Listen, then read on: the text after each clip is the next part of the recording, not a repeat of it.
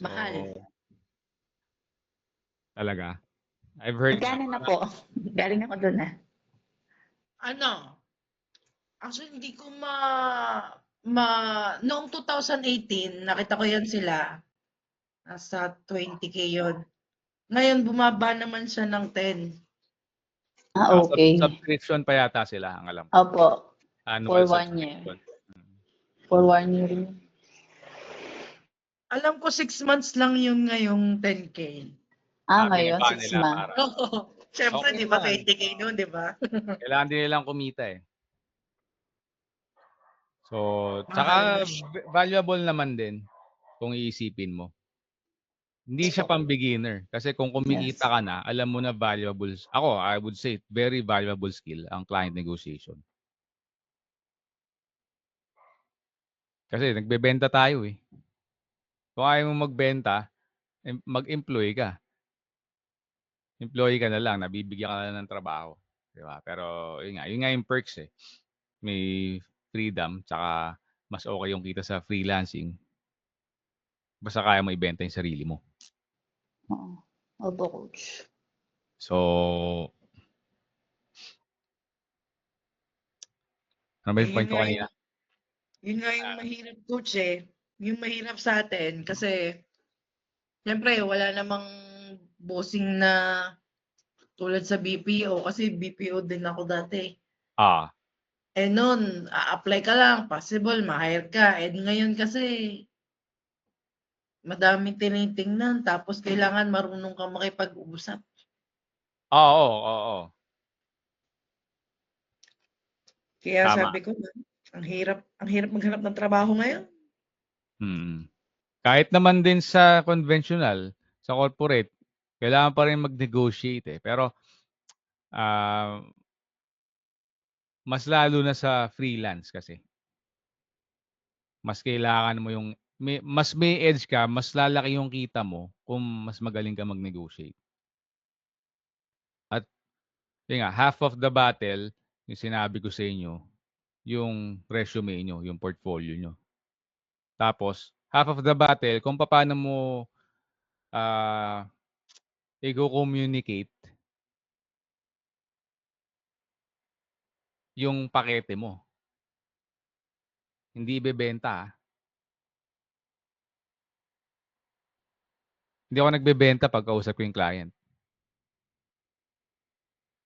Hindi dapat kayo pitchy, hindi kayo salesy. Matulungin kayo.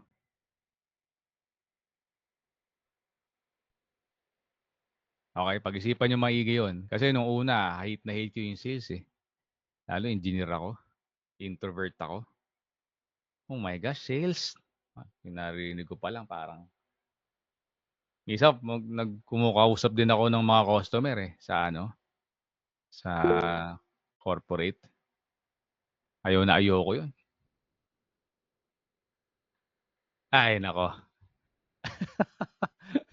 Pero, nagawa ko siya kasi alam ko, na-recognize ko, kailangan eh. Di ba? So, ayun. Ang tip ko sa inyo din, huwag kayong magbebenta pag kausap ko si client. Hindi nyo Coach, kailangan. pwede magtanong. Ay, sige lang. Tapusin ko lang. Kasi, Sige. Coach, di ba may idea ka na sa sales funnels? Kasi meron na akong parang magandang platform na siya ng paano gawin yung sales funnel, how to offer to clients. Kasi wala masyado nag-offer na magandang strategy yun. Yun nandun na lahat kung paano ko gagawin. Pero hindi naman nila alam paano ang tamang structure. Kumbaga naka-details na lahat. Paano ko i-execute yung kanilang business. Halimbawa, ganun po yung isa yun sa magandang i-offer ko para si client magkaroon ng magandang results based dun sa ipapakita kong na parang anong tawag dun? Parang, nalimutan ko ang tawag kasi meron na siyang parang figure yung naka-lines na.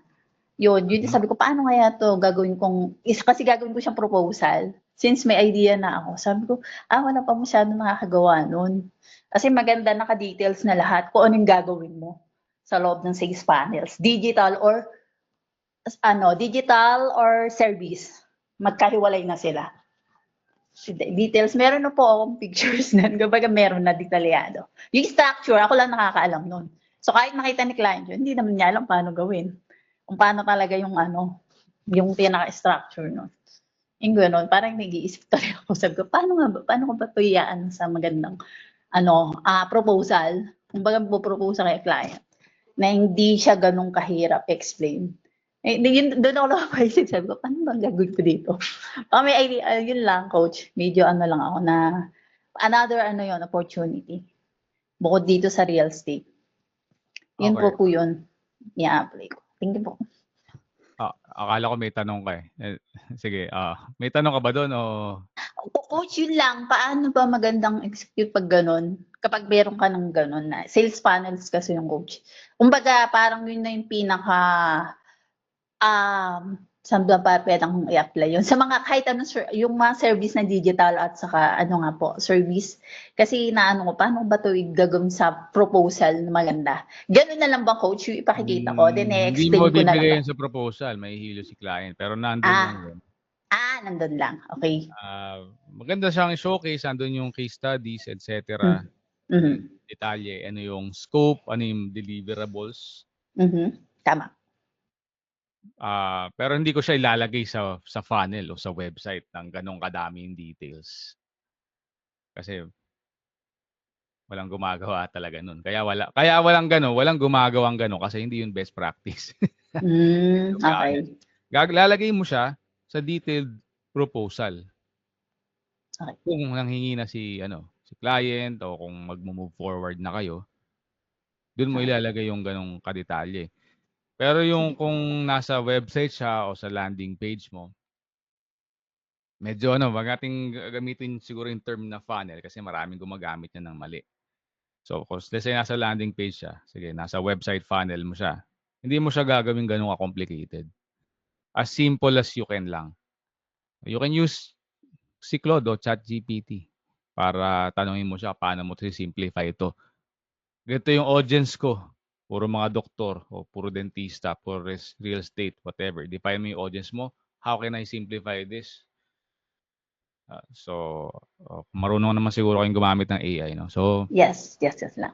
So, ganun siya. Lang. Okay. Sheila, may bagong dumating, no? Sheila Manalo.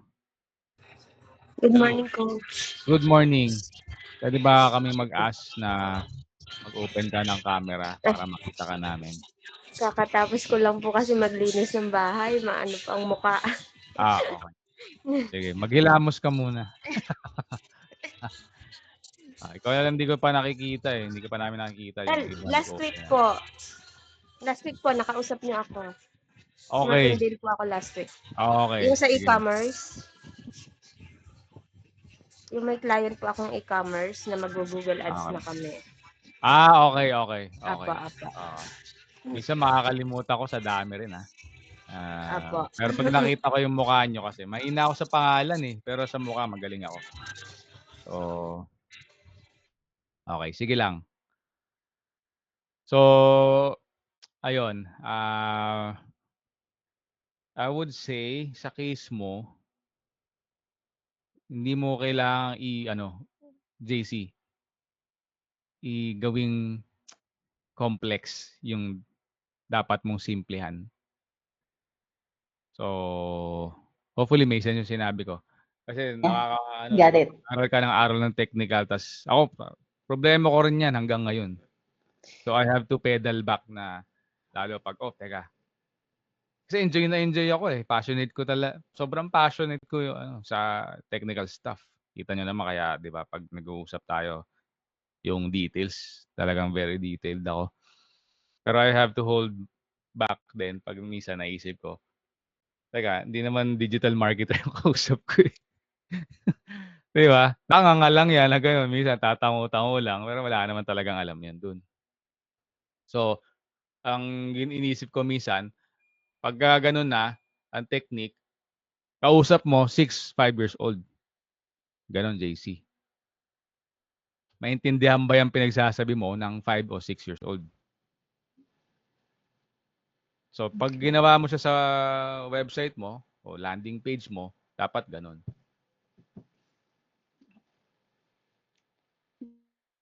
Or pwede rin ano, very specific lang dun sa audience na yon. Sige. So, ayun.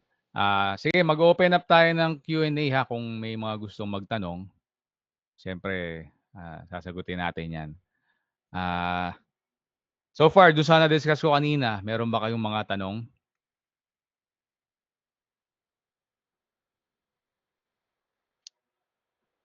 Mapa-beginners to advance. Sasagutin natin yan.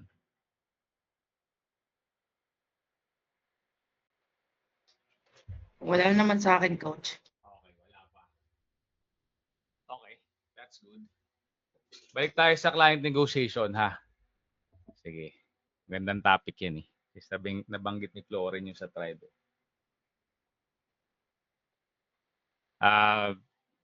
Yung mga nakaten na tong past two webinars natin, di ba? May emphasis din ako dyan eh. Di ba? Paano ka mag-scale ng freelancing career mo?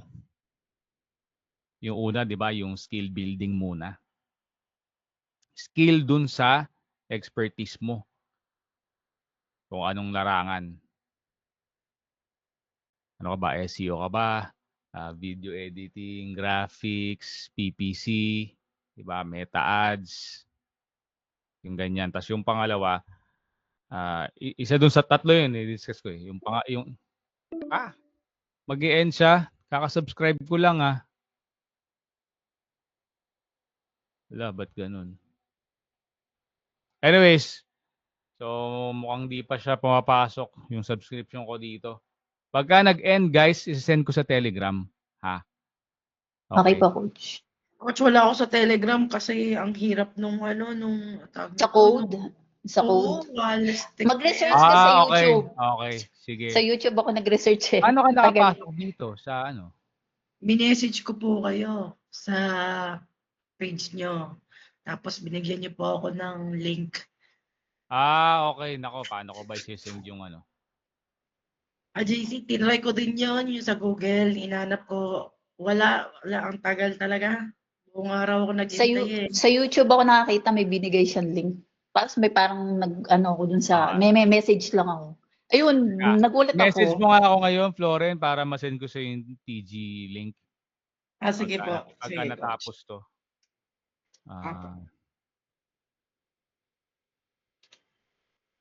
Hirap talaga yung Telegram. Sobra.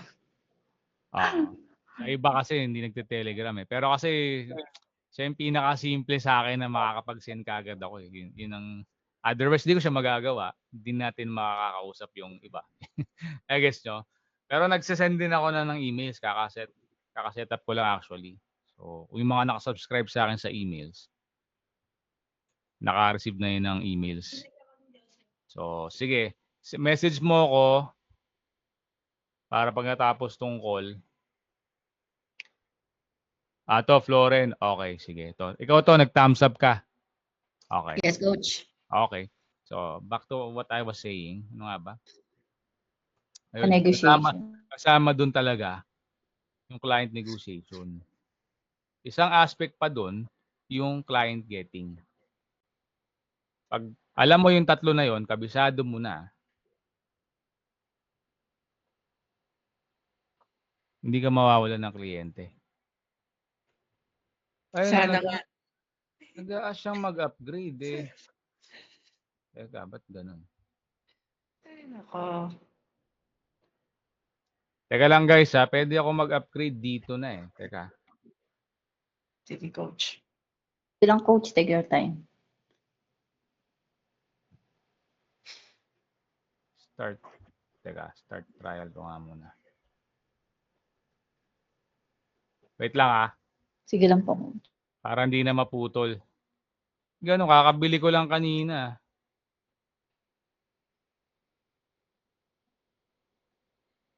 Ay, $12 siya, hindi yung... Teka lang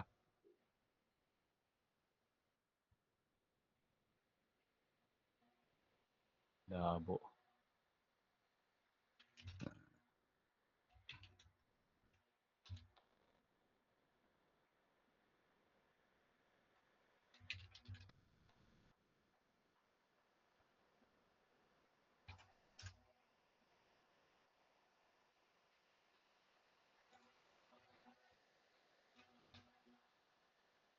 Teka.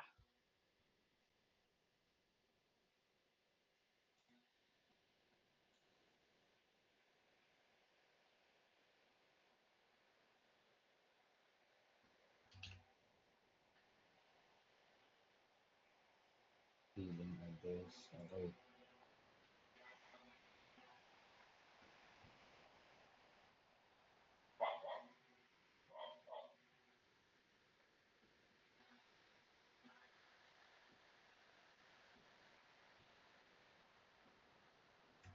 Yan na.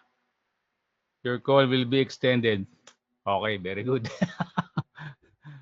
Okay. Ano yung sinasabi ko? Negotiation na. Ayun, yung tatlong pillars yun, yung tawag ko dun eh. Hmm. Okay? Pero hindi mo pwedeng puntahan yung negotiation tsaka yung client getting nang wala ka na maibebenta na skill.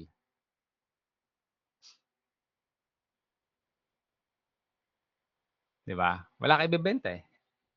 Tsaka wala kang pwedeng magaling ka na magbenta, okay, kasi ganito mangyayari. Pwedeng ang galing mo nga sa client negotiation, tas kaya mo rin ng client getting.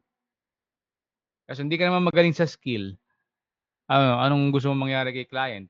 2 buwan lang, 3 buwan lang sa'yo? Kasi wala kang resulta eh. Wala kang magandang resulta. Walang mag-i-stay sa'yo na client. Kasi susubukan ka niyan. 'Di ba? Walang business sense sa kanila. So, kaya natin ini-enhance yung skill natin kasi pinapataas natin yung value natin. So, going back sa analogy ko kanina, iba yung value ng plumbing lang yung kaya niyang gawin o masonry lang o electrical lang ang kaya niyang gawin dun sa value na kaya niyang buuin yung bahay from start to finish. Lilipat ka na lang.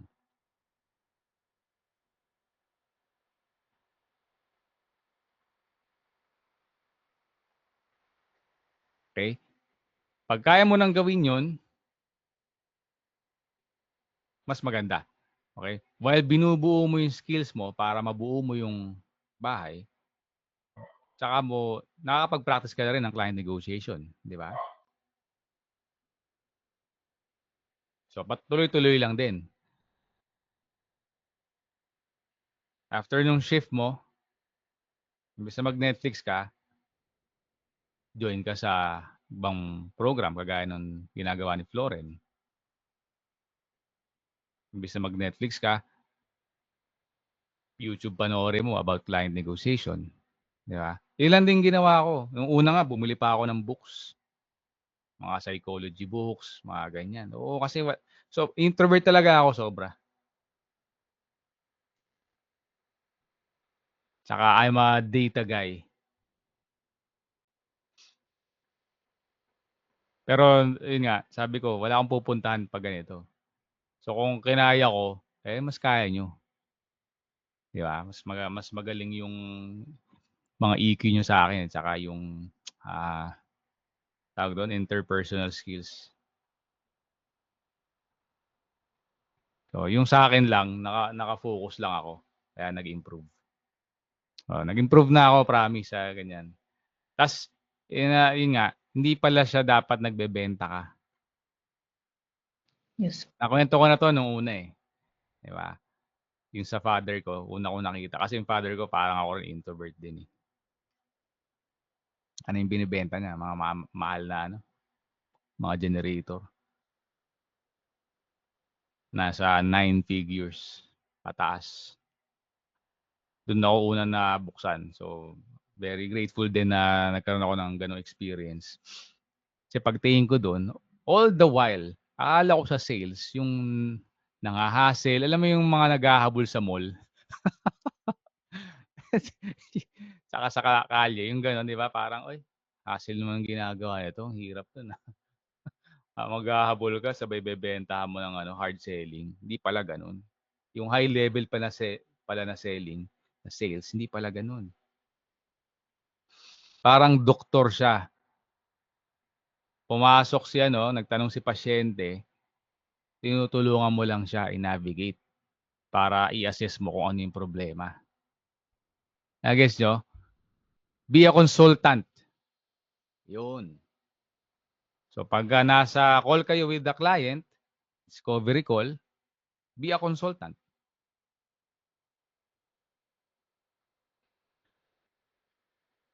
Kasi mararamdaman yan ng kliyente. Una-una, makikita niya sa'yo na expert ka talaga. Hindi yung alam mo yung puro boka lang, tas ampaw pala pagdating ng, guess nyo? Nararamdaman niya yan, nakikita niya yan. Nararamdaman din niya na hindi mo siya pinipressure. Gigil na gigil to magbenta, parang gano'n. Pangit yun, pangit na impression nun. Sobra. I'm telling you. Tsaka, isa pa tatandaan nyo, pag-isipan nyo maigi yung magiging USP and or UVP nyo. Ano yon? Unique selling proposition, tsaka, yung iba tawag unique value proposition, halos parehas lang yun, totoo lang. Kasi may kalabang kayo dyan. Kung sa freelance platform kayo, may kasabay kayo, mahina ang 10. Paano ka mag-stand out dun sa 10 na yon?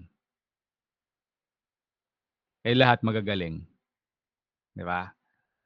Kung mas magaling ka sa communication, mas kumpiyansa ka, hindi malamang ikaw makakuha. Saka yun, kung alam mo yung USP, UVP mo, i-explain mo sa kanya.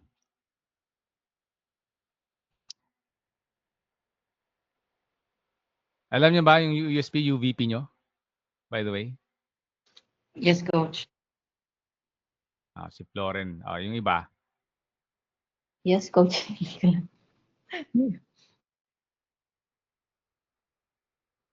Si Rose?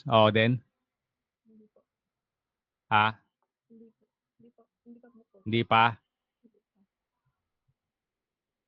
Sila, sila Ronalyn. Si Yet, alamin mo muna. Kasi bago lang si Yet, hindi pa nag-i-start. Sheila and Ronalyn. Ano po, sa web-development. Alam mo na yung USP mo o UVP mo? Sa freelancing pa po, hindi pa Yun ang pag-iisipan nyo rin na maigi.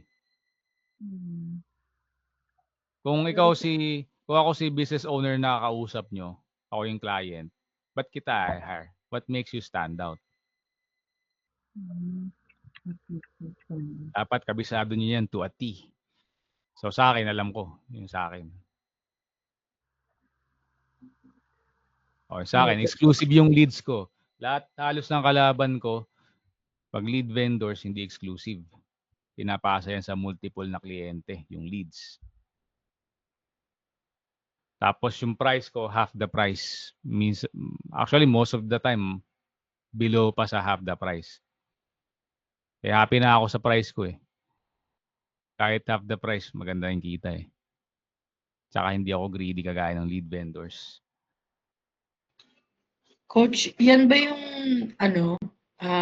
tinuturo mo yung mo po? Yung ano yun? DFY? Ba't di mituturo ko sa course? Opo, yan po ba yung tinuturo nyo?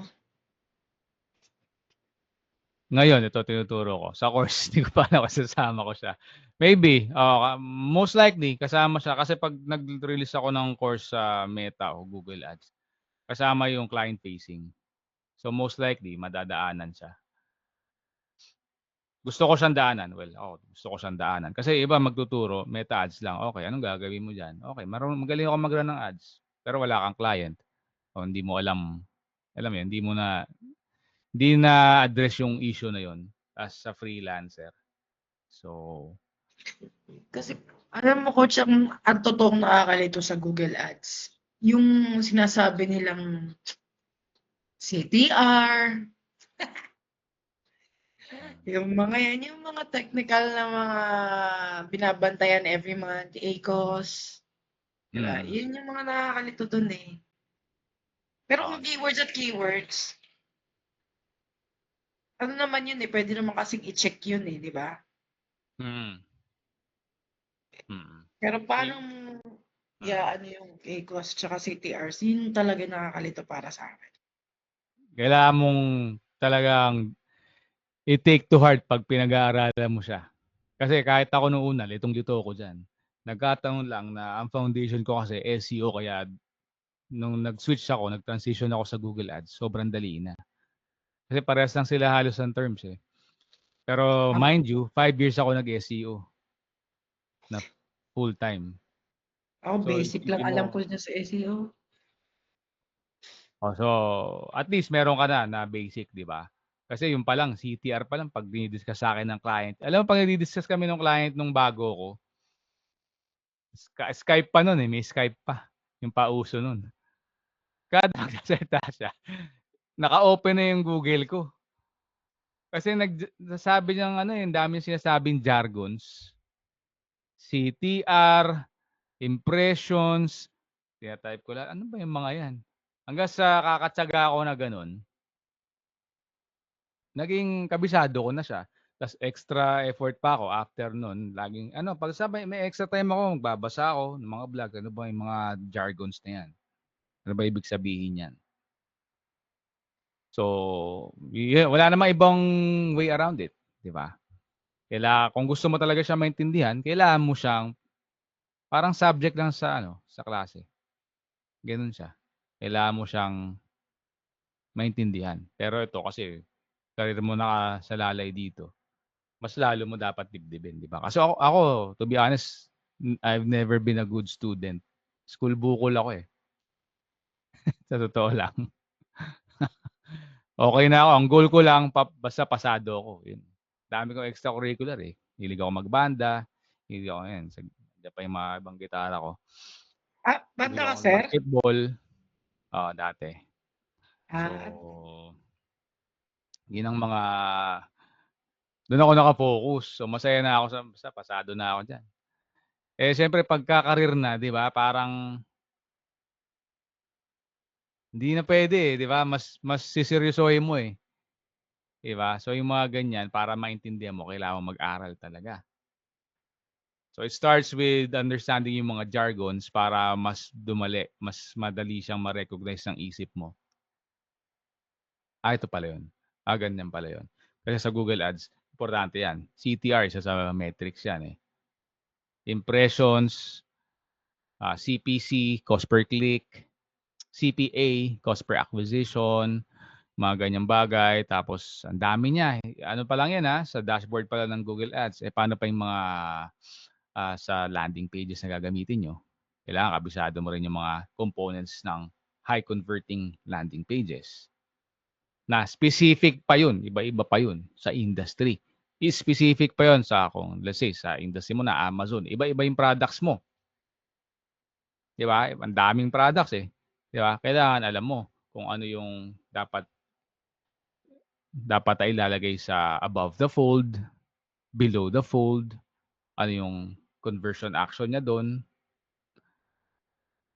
Tapos may iba pang integral component si Google Ads na yung sinabi ni Floren, yung keywords. That's another integral component. Kailangan may mastery ka ng keyword research. Kasi yun ang pinaka-foundation yan. Google Search Ads lalo. At kahit yung Google yung sa merchant, yung shopping ads, keywords ang trigger din nun eh. Yun para sa e-com. So, malalim siya tas iba-ibang components. Ni-discuss ko yan sa YouTube ko, 'di ba? Integral components, parang 5 o 6 yata 'yon. 'Di ba? Tas may optimization pa. Pag tsaka parang haligi yan, yung integral components na yan ng bahay. Pag may mahina diyan, hindi gano'n katibay yung bahay. Kailangan lahat solid.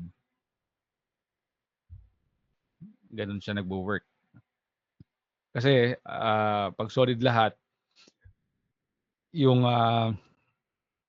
you're giving yourself or your clients the best chance to get the best ROI. And hence, going back to the negotiation, kung nagawa mo kay client A, client B, iba na kumpiyansa mo din. Pag may kausap ka na bagong client, kausap mo si client C, ano bang meron? Ba't kita i-hire? Bang niyayabang mo dyan? I did this for client A and B. Hindi bumababa ng 10x ang ROAS nila by working with me. I will simplify it for you. If bibigyan mo ako ng 1 million, babalik sa'yo 10 million minimum.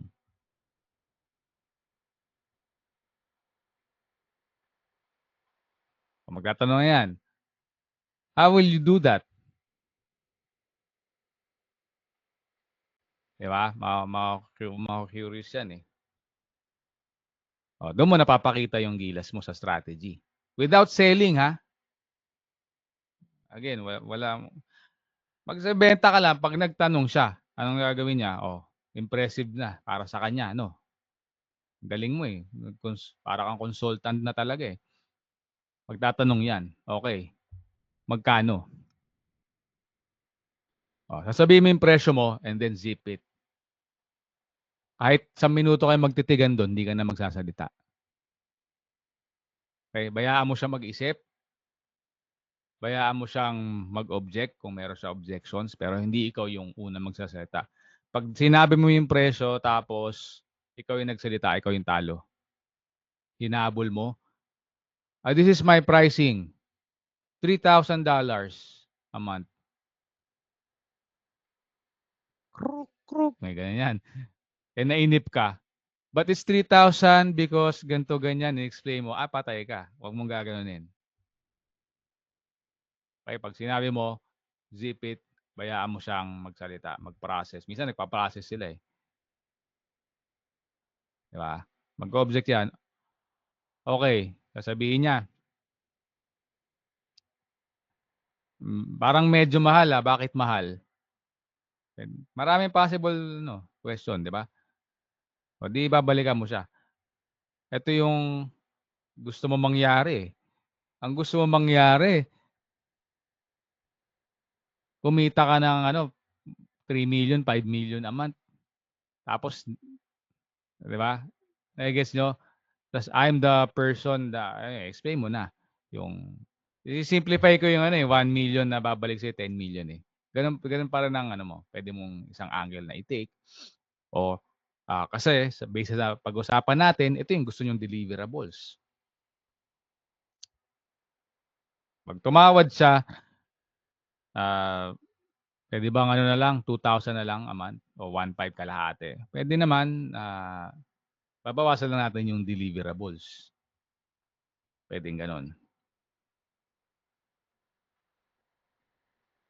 Okay, so kung ang DFY nyo,